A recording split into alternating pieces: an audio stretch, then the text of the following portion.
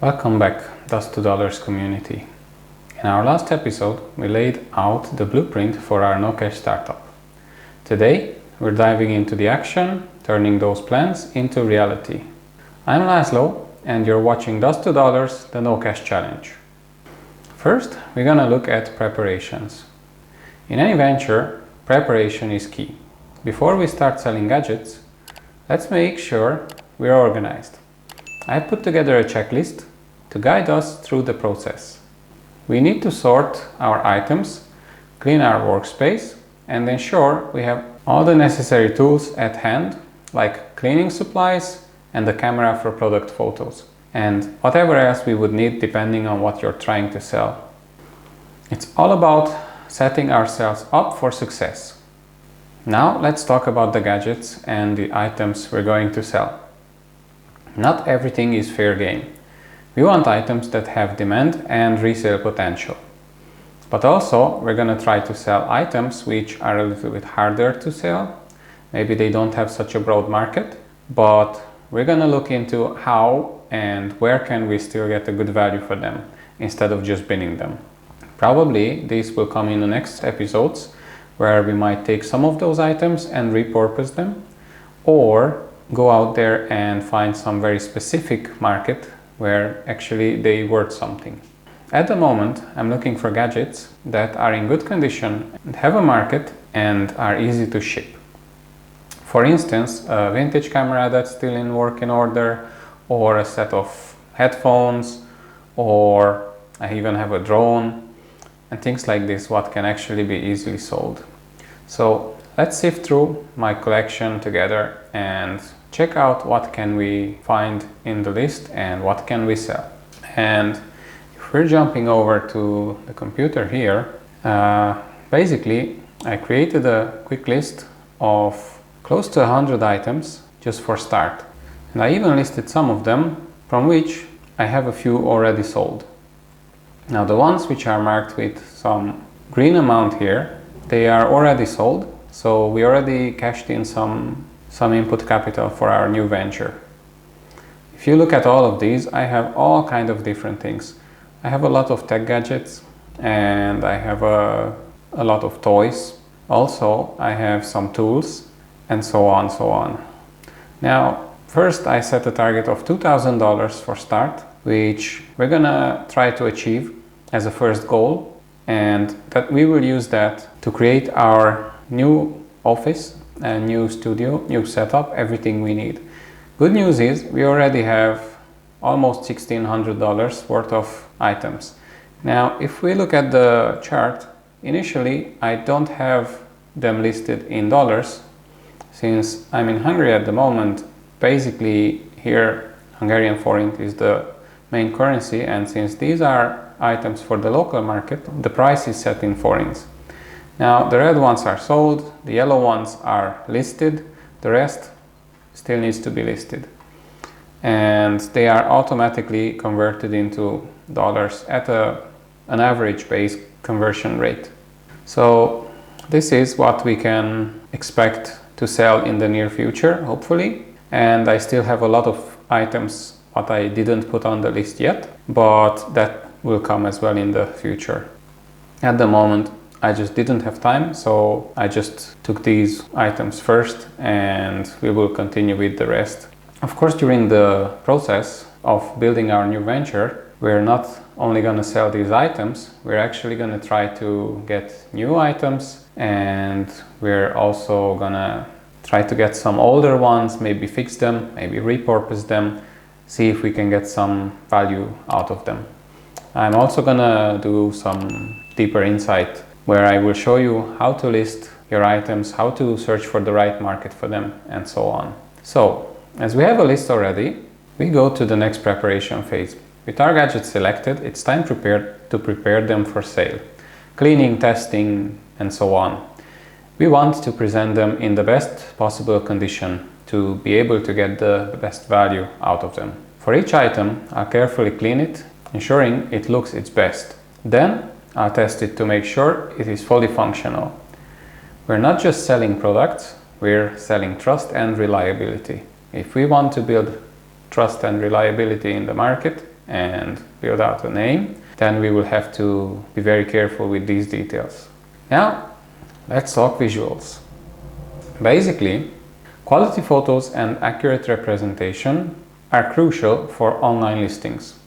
Good listing and a clear background can make a huge difference.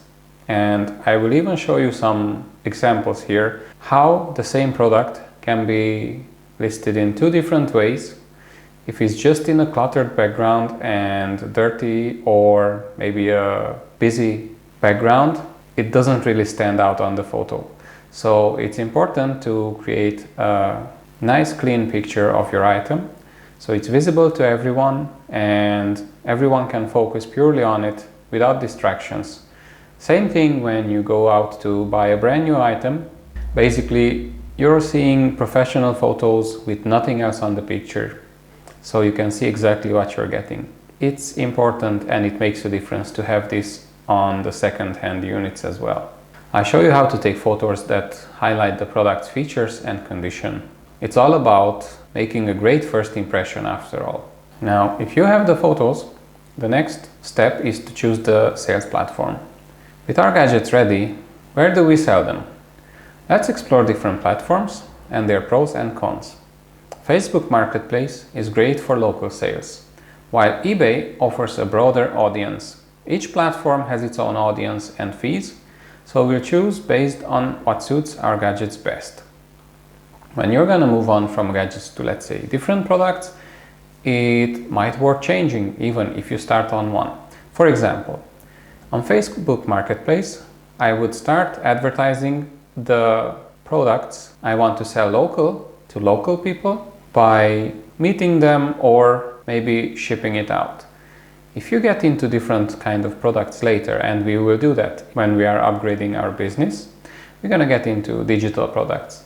They are borderless. Basically, you don't need physical contact, you don't need a location, you can send it anywhere because you're not basically sending it, you're selling it online and it's a download or sharing some information.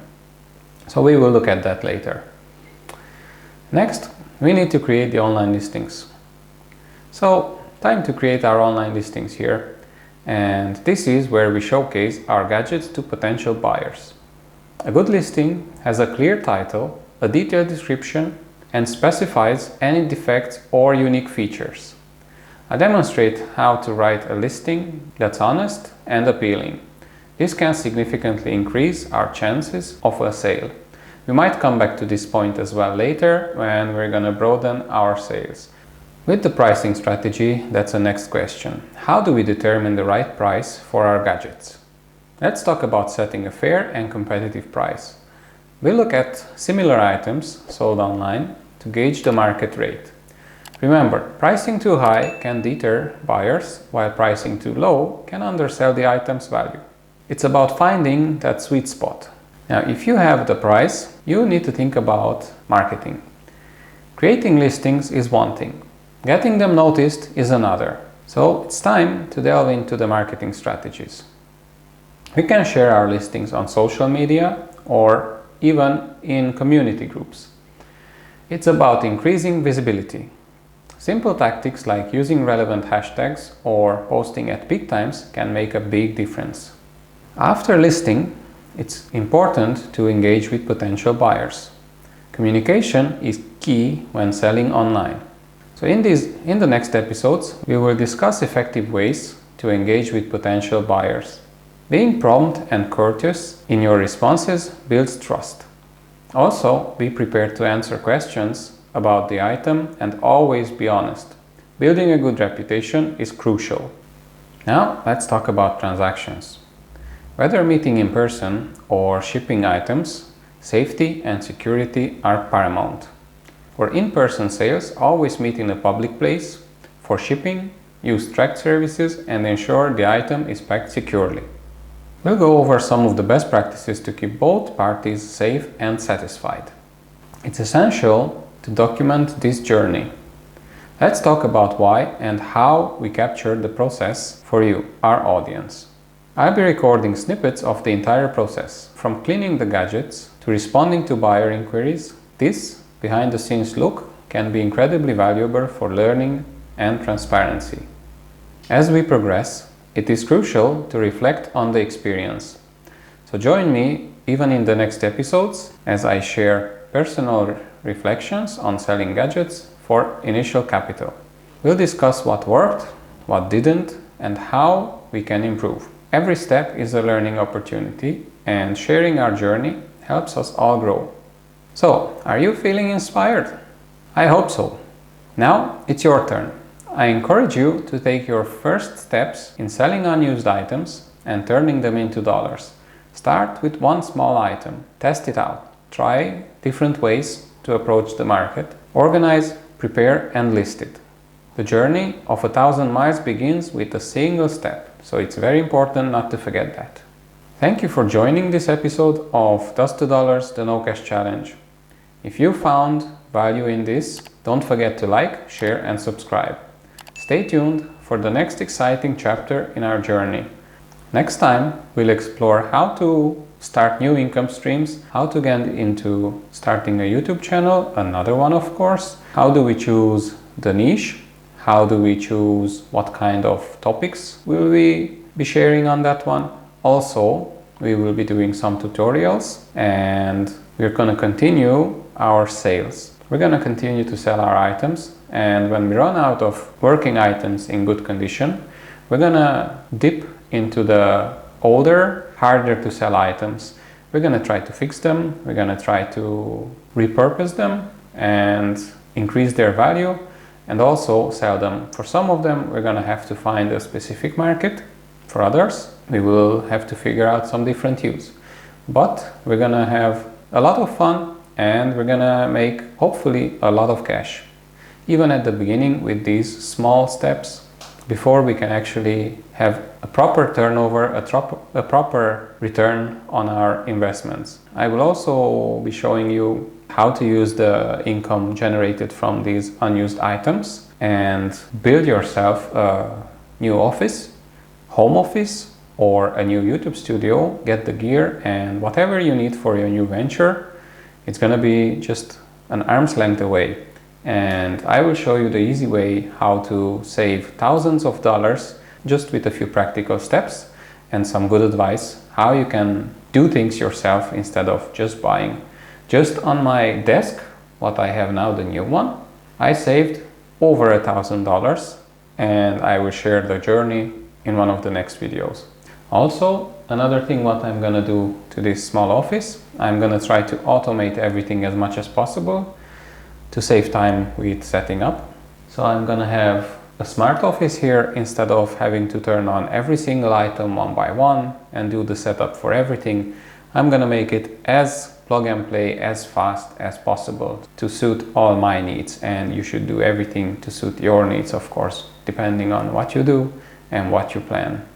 So as we dive deeper into the world of no cash entrepreneurship, you will have a lot of new information and a lot of useful advice coming your way. Until then, keep turning dust into dollars. This is Laszlo signing off, and see you in the next one.